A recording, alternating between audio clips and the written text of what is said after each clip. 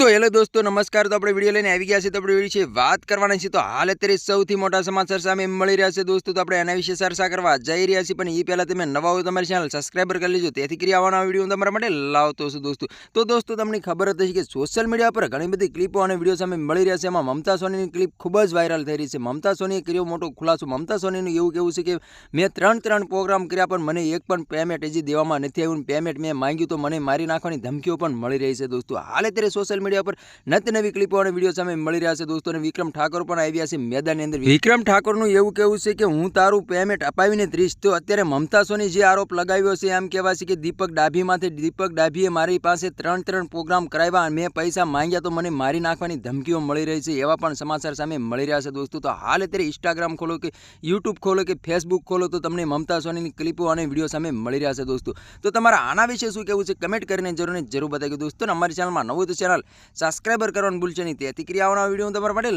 લાવતો છું દોસ્તો। તો તમને ખબર જ હશે કે મમતા સોનીનું સારું એવું નામ છે। મમતા સોનીની ઘણી બધી મૂવીની અંદર કામ પણ કર્યા છે। વિક્રમ ઠાકોર જોડે ઘણા બધા ગીતો પણ આલ્બમ પણ બનાવ્યા છે દોસ્તો। અને મમતા સોની એક નહીં પણ ત્રણ પ્રોગ્રામ કર્યા હતા।